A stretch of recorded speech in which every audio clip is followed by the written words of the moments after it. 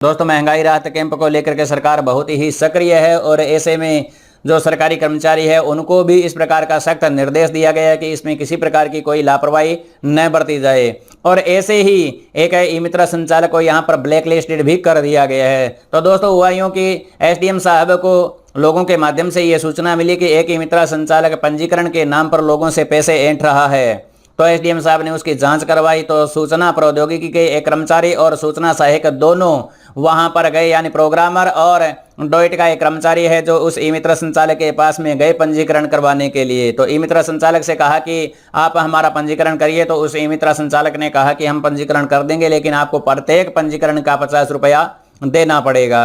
तो इस प्रकार से उन्होंने जब पंजीकरण करवाया तो उस ई मित्र संचालक ने उनसे जन आधार कार्ड मांगा और उन्होंने जन आधार कार्ड दे दिया। जन आधार कार्ड देने के बाद में उसने उस पोर्टल के ऊपर पंजीकरण करने की कार्रवाई शुरू की और ऐसे में उसे जन आधार कार्ड की और अन्य जो डॉक्यूमेंट्स थे उसकी पीडीएफ बनाई और जिस ई मित्र संचालक की वहां पर ड्यूटी लगाई गई थी कैंप के अंदर, तो उसको वो पीडीएफ है जो भेज दी। और पीडीएफ भेजने के बाद में उनका जो पंजीकरण है वो वहां पर करवा दिया और उससे जो रसीद मिली वो निकाल करके है जो उन कर्मचारियों को दे दी और उनसे 100 रुपये जो ऐंठ लिए। जब उनको बिल्कुल सच्चाई का पता लगा तो उन्होंने उसके ऊपर कार्रवाई करते हुए एसडीएम साहब को रिपोर्ट कर दी और एसडीएम साहब ने तुरंत ही प्रभाव से उसको ब्लैकलिस्टेड कर दिया और स्थायी रूप से उसका ई मित्र है वो भी बंद कर दिया। तो दोस्तों हमने बहुत बार आप लोगों को बता दिया है कि आप किसी के माध्यम से यहाँ पर पंजीकरण नहीं करवाएं। पंजीकरण केवल कैंप के माध्यम से होंगे, यानी महंगाई राहत कैंप जो लग रहे हैं उसमें जिस ई मित्र संचालक की ड्यूटी लगाई गई है केवल वही है जो पंजीकरण यहाँ पर करेंगे।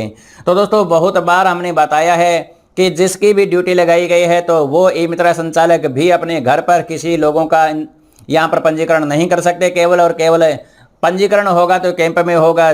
और लोगों से भी अपील है कि कोई भी किसी भी मित्र संचालक के झांसे में न आए और कैंप में ड्यूटी लगे हुए ई मित्र से ही अपना जो पंजीकरण वहां पर करवाएं। मुझे भी इस प्रकार का एक ऑफर आया था और एक भाई ने कहा था कि हमारी आईडी ले लीजिए और आप इसके ऊपर काम कर दीजिए। तो दोस्तों, ऐसा आप सभी को बिल्कुल भी नहीं करना है। और इस सभी घटनाक्रम को दैनिक भास्कर ने अपने समाचार पत्र में प्रकाशित किया है। झुंझुनू की ये घटना है तो आप उस समाचार पत्र को भी पढ़ सकते हैं। वैसे मैंने यहाँ पर लगा दिया है तो आप इसको पढ़ सकते हैं।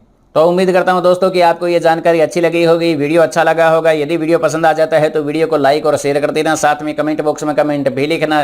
चैनल पर नए हो तो चैनल को सब्सक्राइब करके और बेल के आइकन को भी दबा लेना। तो मिलते हैं नेक्स्ट वीडियो में किसी नई जानकारी के साथ में, तब तक के लिए जय हिंद।